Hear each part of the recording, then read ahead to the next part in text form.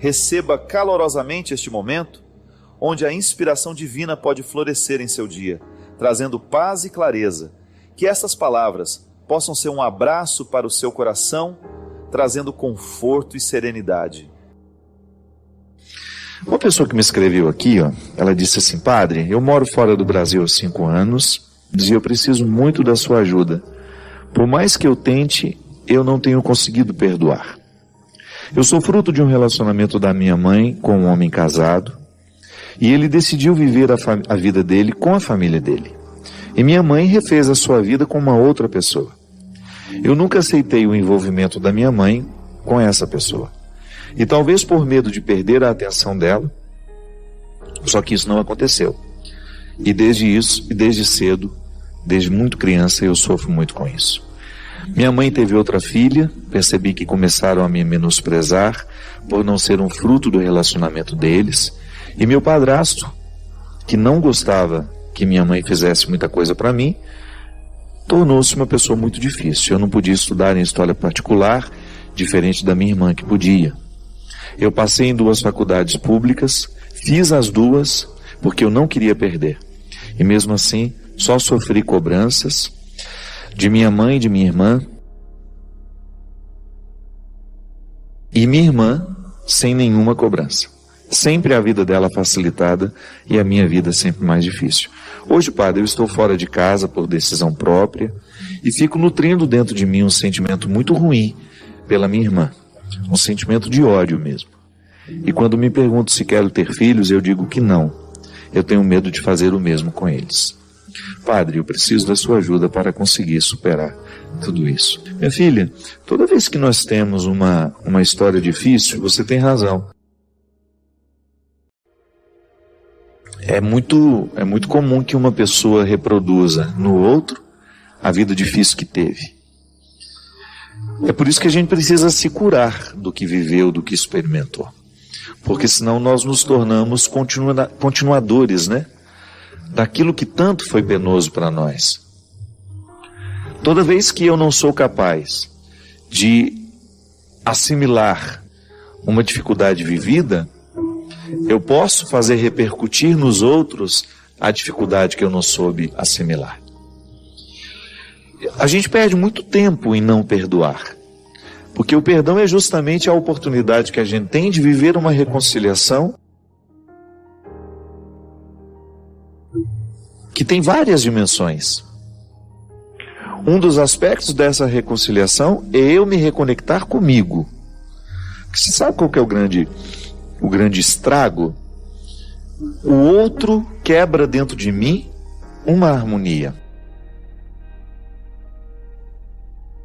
Pode ser que você esteja pensando que a sua falta de harmonia seja com a sua irmã. Não. É muito mais profundo. A sua falta de harmonia com a sua irmã é uma consequência da harmonia que a sua irmã conseguiu quebrar dentro de você. Claro, pode ser que a sua irmã nem fosse consciente disso, mas quando o seu padrasto e sua mãe privilegiavam a sua irmã, ela naturalmente retirava dentro de você a sua autoestima, o seu respeito por você.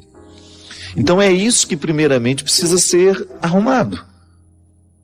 Não adianta você viver um movimento que te leve para fora, para ir ao encontro dessa irmã, se esse movimento não foi feito ainda dentro de você. É uma reconciliação pessoal. Você perdoar a vida, sabe? Perdoar-se por não ter sido capaz de enfrentar, blindar-se de todas essas maldades que fizeram com você.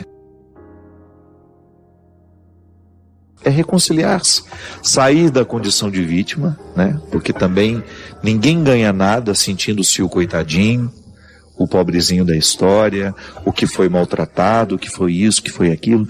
Nunca vi uma pessoa se tornar grandiosa, vencedora, alimentando o espírito de vítima.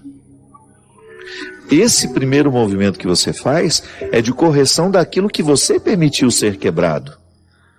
Uma coisa é alguém entrar na minha casa e jogar uma peça preciosa no chão. Outra coisa é alguém entrar na minha casa, me fazer segurar a peça preciosa e me mandar jogar no chão e eu obedecer. O primeiro estrago que geralmente fazem com a gente é esse. Nos fazem desprezar aquilo que nós temos de mais precioso. Isso é terrível.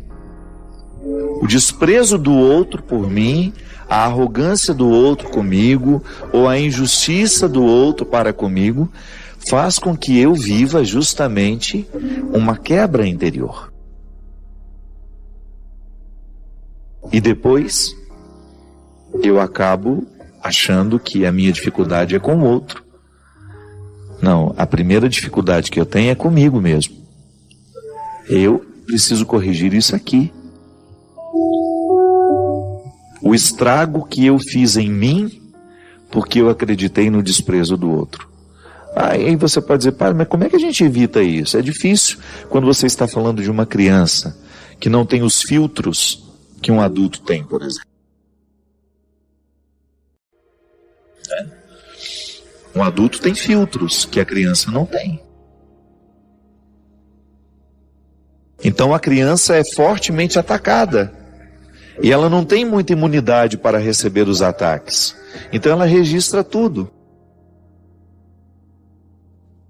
Agora, à medida que nós vamos nos tornando conscientes, a gente precisa ter coragem de colocar essa blindagem para que o outro não nos destrua com aquilo que fala, com aquilo que pensa sobre nós.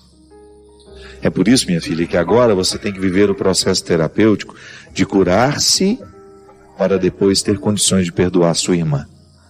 Não insista em perdoar sua irmã se antes você não perdoar-se. O movimento é sempre de dentro para fora. Às vezes você fica achando que precisa perdoar o outro, quando na verdade você precisa perdoar a si. Perdão ao outro vai ser uma consequência natural. Reconcilie-se consigo e vai ser mais fácil você conviver com os outros. Às vezes a nossa convivência com o outro é muito difícil porque nos faltam os instrumentais para uma convivência saudável com a gente. E a vida é muito curta, né? Para a gente desperdiçá-la, para a gente não aproveitá-la. Hoje, Deus nos dá a oportunidade de colocar as nossas escolhas um contexto favorável ao nosso crescimento. Escolha o que hoje lhe edifica. Em vez de escolher remoer o ódio, escolha livrar-se dele. Em vez de ficar aí remoendo as coisas ruins que lhe disseram, escolha ler uma coisa boa que vá substituir essas informações. Em vez de ficar vendo imagens que lhe trazem tristeza, decepção, que reacendem as decepções, veja uma coisa boa. Prenda os seus olhos em alguma coisa que seja bonito, como essa imagem que está aqui. A contemplação, né? Quando nós vamos a um lugar onde tem beleza, o que acontece com a gente? A beleza que está de fora, quando contemplada, ela passa para dentro de nós. É por isso que nos faz tão bem ir ver um bom filme, ficar diante de uma pintura, de uma escultura. A arte tem efeito em nós. O que está de fora harmoniza o que está de dentro. Escolha isso. Escolha a parte que lhe faz bem. E naturalmente aquilo que lhe destrói vai perdendo a oportunidade de lhe destruir. A semente tem o dom de ser árvore. Ela não precisou fazer nada para receber aquele dom.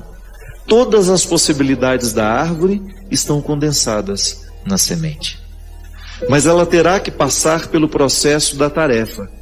Isto é, vai ter que cair num solo propício, vai ter que receber a chuva, vai ter que permitir morrer para nascer árvore. Essa é a tarefa da semente.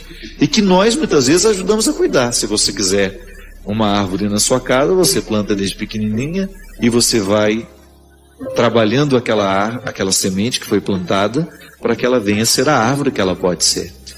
Todos nós somos dotados deste dom. Eu nasci para ser livre. A liberdade me foi concedida como um dom irrenunciável. É irrenunciável, não tenho como dizer eu não quero esse dom, está em mim. Agora, eu terei de lutar no meu dia a dia para alcançar esse estado de livre, de homem livre. Você de homem livre, de mulher livre. Porque nós vamos ficando amarrados em muitas coisas. São muitas as situações humanas que vão prejudicando a nossa liberdade. A começar pela nossa educação. Porque quando nós nascemos, nós somos entregues a uma família. E as famílias não são perfeitas. Os nossos pais não estudaram psicologia para poder nos educar. Eles erraram muito conosco. A gente não reclama não, a gente só chega à conclusão para a gente poder dar passos numa maturidade que depois nos permita corrigir o erro com os nossos filhos. Quantos de nós trilhamos um caminho que não era o nosso, somente para agradar pai, somente para agradar mãe? Quantos de nós repetimos uma história triste, porque a gente ficou acorrentado nos defeitos dos nossos pais, e depois a gente reproduziu exatamente os mesmos erros deles? Então, a liberdade interior a gente começa a cultivar toda vez que nós temos a feliz oportunidade de passar pela vida de quem nos faz livres. E por aí a gente encontra muita gente com essa boa vontade de nos ver com amor, de nos ver com liberdade, de olhar para as nossas possibilidades, identificá-las e nos ajudar a fazer florescer. São os verdadeiros amores, né? Os verdadeiros amigos, os verdadeiros vínculos. O amor entre amigos é o último estágio do amor, na minha compreensão. Eu compreendo aquele evangelho que Jesus é colocado diante de umas questões que aqueles que estavam ao redor fizeram. Jesus, a mulher é casada com esse, depois que ele morre, ela casa com o irmão dele. Quando esse povo morrer todo, de quem que ela vai ser esposa? E Jesus diz que isso não é importante mais. Eu acredito que no último estágio do amor é a fraternidade.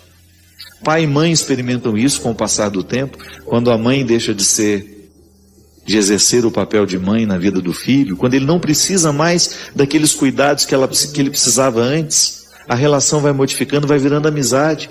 Até o casamento é assim. Com o tempo isso vira uma amizade bonita. Todos aqueles calores da sexualidade já estão acomodados, né? Tomara que dure bastante no seu casamento, né? Mas você pode ter certeza que o que vai segurar a relação ao final é essa fraternidade que se estabelece. O amor um pelo outro, o respeito, a admiração.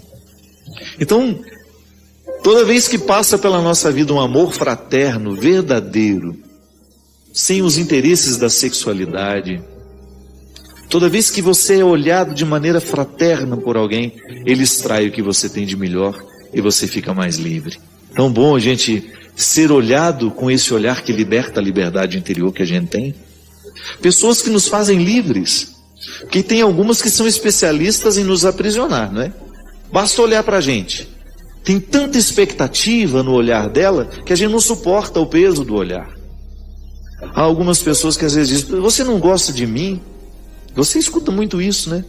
Não é que a gente não gosta não, é que o outro nos olha com tanto peso que a gente não tem muito prazer de ficar perto. A gente precisa se educar para que a gente seja um promotor de liberdade interior do outro e naturalmente a gente promova essa liberdade em nós também. Porque é muito triste ser amarrado nas suas necessidades, nas suas mazelas. Jesus era especialista em quebrar o poder das cadeias que impediam aquelas pessoas de serem elas. Quanto mais livre você for, maior será a sua capacidade de amar, maior será a sua capacidade de ser mãe, sem ser vítima dos seus interesses, de você olhar o seu filho como alguém totalmente diferente de você. Que às vezes, porque não somos livres, nós queremos que os nossos filhos sejam exatamente aquilo que a gente gostaria que eles fossem. Isso não é amor não, isso é projeção. Minha gente, nós não podemos perder tempo em ficar amarrados. Nós não podemos perder tempo em ficar amarrados nos nossos erros, nas nossas mazelas, ou naquilo que a gente já conseguiu alcançar de nós. Que às vezes a gente fica acomodado, né? Não tem qualidade de vida.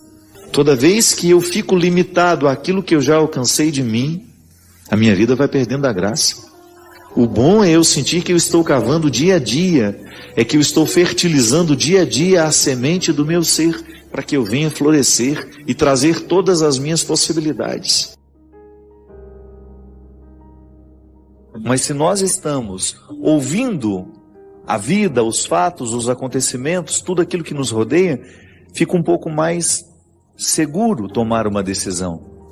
Afinal de contas, toda vez que nós concedemos ao outro uma autoridade para nos dizer alguma coisa, um conselho, uma palavra que nos ajude a refletir quem somos, estabelece um vínculo de amizade. A Sagrada Escritura nos mostra, de maneira muito precisa, que o verdadeiro amigo é aquele que nos conduz pelo caminho do bem. Vários textos em Eclesiástico, você tem também nas cartas de Paulo, ele falando da amizade que ele nutria por pessoas que o encaminhavam ao coração de Deus. É verdade. Um amigo de verdade, um amigo verdadeiro, é aquele que faz um vínculo entre nós e aquilo que Deus quer que a gente seja. Porque às vezes nós temos muitos companheiros pela vida fora. Companhias, né, no dia a dia, pessoas que a gente encontra, com quem a gente fala o tempo todo. Hoje nós temos 1000 recursos que nos deixam em contato um com os outros. Sobre o que falamos? Quem são as pessoas que de fato despertam em nós o desejo de ultrapassar as aparências? Porque isso é tão necessário, minha gente. A gente quebrar essa casca que tantas vezes nos expõe ao mundo e que às vezes não tem nada a ver com o que a gente é. Você mesmo. Tantas vezes você tem uma armadura que você oferece ao outro, mas que ainda não é você. Ainda não é você. É apenas uma margem do que você é. Aquilo que existe lá no mais profundo do seu ser, há muito poucos você revelou, ou para muita gente, nem foi revelado ainda a ninguém. É o que Jesus fazia. Jesus quebrava todo o poder de máscara, todo o poder de aparências. Porque a ele interessava provocar as pessoas para que elas pudessem viver a sua verdade pessoal. E por isso Jesus sempre andava com um grupo de amigos, porque ele sabia que além de oferecer o seu coração misericordioso, capaz de lavar no outro todas as suas iniquidades, todos os pesos do passado, ele ainda apresentava um grupo de amigos que pudesse ajudar aquele que havia acabado de chegar. Um verdadeiro amigo é aquele que tem essa chave e sabe usar bem a chave. Que se você hoje tivesse que perguntar-se quais são as pessoas que de fato exercem este poder de autoridade sobre você, a quem você escuta? A quem você obedece? Não no sentido de acatar a ordem, mas de ouvir com o outro. Porque obediência é isso. É a gente ter a oportunidade de ouvir acompanhado. A obediência é um direito, não é um dever. Eu não tenho a obrigação e o dever de ser obediente. Eu tenho o direito, é positivo. eu ouvir com alguém sobre a minha vida, eu discutir com alguém as decisões mais difíceis que eu preciso tomar, ter um ouvido que ouve comigo e que me ajuda a chegar a uma decisão que me seja mais precisa, mais saudável. Isso é obediência. Eu exercer ao lado de uma outra pessoa a escuta. A amizade é um processo que nos enriquece muito. Porque nós temos a oportunidade de ouvir com o outro aquilo que nem sempre nós sabemos ouvir sozinhos. O outro nos ajuda a decodificar a realidade, a situação. E às vezes nós somos tão perdidos na vida porque nos falta ouvir o que a própria vida está nos dizendo. Apressados demais, correndo muito, com tantos afazeres, com tantas urgências, nos falta essa delicadeza de parar, de ouvir com aqueles que nos amam, ou até mesmo a coragem de refletir a nossa vida acompanhados. Que a gente precisa refletir sozinhos, isso aí é o tempo todo. Toda vez que eu estou sozinho, de alguma maneira, a minha vida passa pela minha cabeça, as minhas escolhas. Agora, a partir do momento que eu encontro um amigo e eu dispenso a oportunidade de conversar futilidades, e eu sinto que tenho a oportunidade de conversar alguma coisa que me faça chegar a essa profundidade que eu preciso, para poder ouvir o que de fato preciso ouvir, para enxergar o que de fato preciso enxergar. Aí vale a pergunta: quem são as pessoas que quebram a nossa superficialidade? Com quem a gente tem coragem de falar sobre aquilo que é mais escondido em nós? Pode parecer estranho isso, né? Por que a gente não tem contato naturalmente com a gente? Por que tantos vivem alheios a si mesmos? Porque nós precisamos de pessoas que nos ajudem a abrir as portas, que nos dão acesso à nossa verdade pessoal. Então sim, eu vivo diariamente o meu autoconhecimento, mas existem pessoas que participam ativamente dessa conquista, deste conhecimento. São os verdadeiros amigos, que a Sagrada Escritura diz que esses amigos que são tementes a Deus, eles têm um acesso superior ao nosso coração que todos aqueles que não são. Por quê? Porque só eles são capazes de fazer com que a gente se aproxime de quem de fato precisamos ser. O bom amigo é aquele que nos antecipa o futuro, que nos faz ver aquilo que sozinhos a gente ainda não consegue ver. É aquele que nos concede a palavra conselheira. O que é a palavra conselheira? Não é aquele conselho fiado que a gente escuta, não, é quando você identifica que aquela palavra que está sendo dita, de fato, tem uma conexão com a sua realidade. Porque é assim. Nesse mundo de tantas aparências, nós vestimos uma armadura de acordo com a situação. Você tantas vezes já se percebeu assim?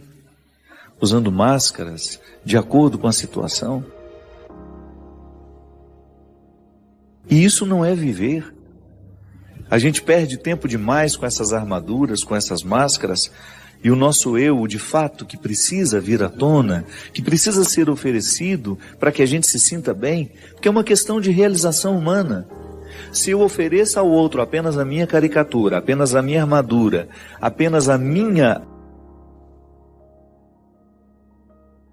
realidade aparente, eu perco a oportunidade de me realizar. Porque a realização humana pede uma entrega de tudo aquilo que a gente tem de mais verdadeiro e profundo. E como isso nos empobrece, a gente não ter a oportunidade de se revelar com profundidade, com verdade a alguém, da mesma maneira como aquelas pessoas que Jesus encontrava ficavam profundamente encorajadas por ele. E então o olhar, a palavra de Jesus, tinham um poder de fazer cair por terra aquela armadura que as pessoas apresentavam. Às vezes eu fico me perguntando, quem é que tem autoridade sobre mim? Eu não falo dessa autoridade que na vida religiosa nós temos e que nós obedecemos, no meu caso o bispo, no caso do religioso o superior dela, da irmã, do irmão, do padre que também é religioso, do superior que te dá ordens no trabalho, que de alguma maneira lhe ajuda a pensar a vida, não. Eu estou falando daquela autoridade interior, a quem o seu coração escuta, quem de fato lhe ajuda a decidir a vida que você vive. É uma autoridade muito mais profunda. É claro que essas pessoas que eu disse, se exercem um papel positivo na nossa vida, também exercerão, neste contexto dessa autoridade mais profunda, que nós também podemos chamar de consciência. Aquele que atinge o nosso coração no que temos de mais profundo, que é onde a gente é capaz de pensar quem nós somos, os erros que cometemos e, sobretudo, as escolhas que nós fazemos. Sim.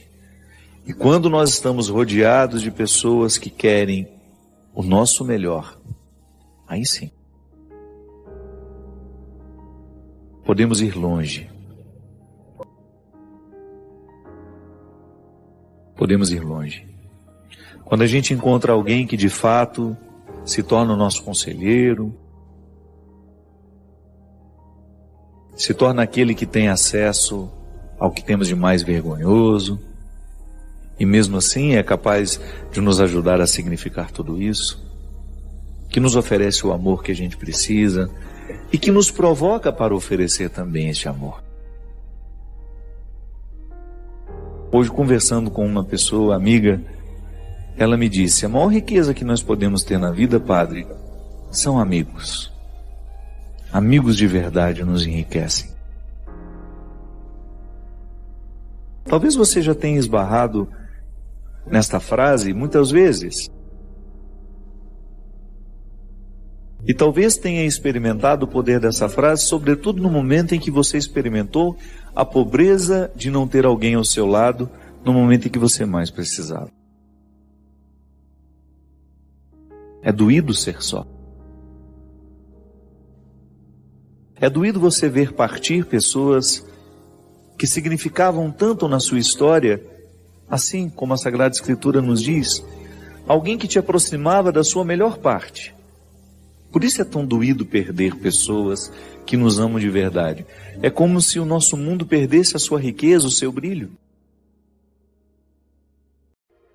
Porque o bom amigo, ele nos faz experimentar a amizade com tanta profundidade que a gente se torna um bom amigo para o outro que vem depois. Quem nunca teve um bom amigo terá dificuldade de ser amigo para o outro, que é um aprendizado. É um aprendizado que vai acumulando dentro de nós virtudes, não é? À medida que nós experimentamos uma amizade verdadeira, nós vamos ficando mais virtuosos. A gente vai aprendendo a ouvir, que amigo aprende a ouvir. Não só fala, mas aprende a ouvir. Vai exigir de nós paciência, vai exigir de nós temperança, equilíbrio, e assim vamos. Não te aconselhes com o invejoso e de quem tem ciúme de ti, e escondendo os teus planos. Não te aconselhes com uma mulher a respeito de sua rival, nem com um medroso sobre a guerra, nem com um comerciante sobre um negócio, nem com um comprador sobre uma venda, nem com o invejoso sobre um agradecimento, nem com o ímpio sobre a piedade, nem com o desonesto sobre a honestidade, nem com o operário preguiçoso sobre um trabalho. nem com o assalariado por ano sobre o término da tarefa, nem com o servo preguiçoso sobre muito trabalho. A nenhum desses deve procurar para conselho algum. Ao contrário, frequenta quem é temente a Deus. Todo aquele que souberes que observa os mandamentos, cujo ânimo é semelhante ao teu, e que quando titubeares nas trevas, sofrerá contigo. E não duvides do que te aconselha o coração, pois não tens ninguém mais fiel a ti do que ele. De fato, o ânimo do homem intui às vezes melhor as coisas do que 7 sentinelas postadas no alto para vigiar. Em todas estas coisas, suplica ao Altíssimo para que dirija teu caminho na verdade.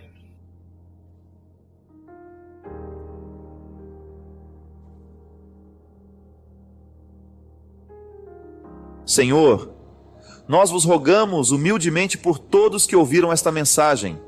Proteja e guarde esta pessoa, para que, confortada com o dom de vossa graça, goze prosperidade, paz e harmonia, e dê no mundo testemunho de vossa glória, comportando-se como verdadeiro templo do Senhor. Por Cristo, nosso Senhor. Amém.